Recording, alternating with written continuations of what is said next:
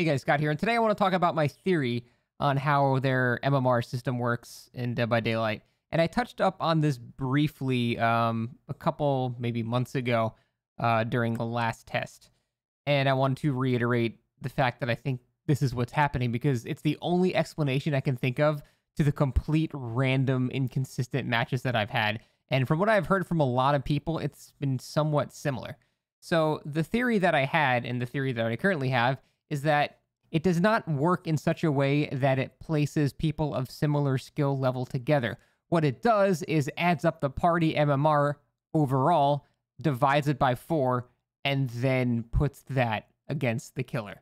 I think that's more along the lines of what's happening because I've had matches with Demogorgon, a killer I should have as high possible MMR as you can possibly have. I've had matches where people were brand new to the game, and I've had people that were extremely good in the game, and often they would be in the same game. And so what I'm thinking is, if my MMR is 6,000, and I have a 8,000 MMR survivor and an 8,000 MMR survivor, then it picks like a 3,000 and a 4,000 to put in the same lobby with me. And then it just sort of averages it out together and says, okay, well, it's near the killer's MMR now. Match is good.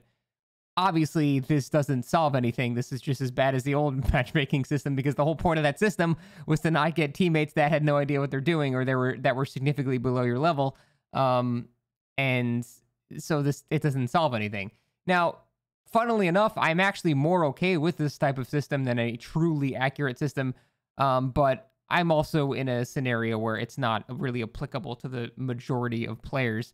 So I feel like it's not fair for me to complain about, but I'm personally happier that it works like this because I believe you can win any match of Dead by Daylight as long as there's a single weak link. If there's one weak link, you can win a 3v1 against good players, and I stand by that. However, if it's just all 4 good players and you're not using a strong killer, you're going to struggle no matter how good you are at the game. That's just how it works. So I'm actually okay if the system does work like this, but it does beg the question, what the fuck is the point of MMR then? The whole point of MMR was to have accurate skill-based matchmaking, but if all it's doing is averaging forced people and then putting them together again, that's just what the old matchmaking pretty much did.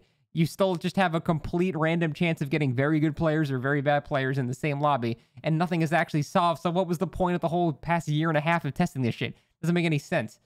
And the only thing it's done is increase my queue times, so I don't know. And that's another part too. If the problem is that people at high MMR have such long queue times to the point that it starts extending the range more and more. Well, if it extends the range so much to the point that they're going against vastly worse players, well, then it's the same problem again, where you're still having players not going against the accurate skill level.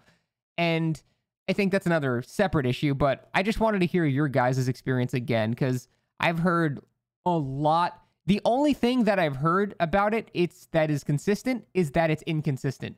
It is completely random from what I tell from most players that are playing, and that's why I'm having this theory that due to the fact that sometimes I have very good players and sometimes I have very bad players on a killer I should have the highest possible MMR with, it has to be doing some sort of averaging system to give players weak links in order to give them a chance to win the match, which I think is honestly, because how bad this game is balanced, is fair.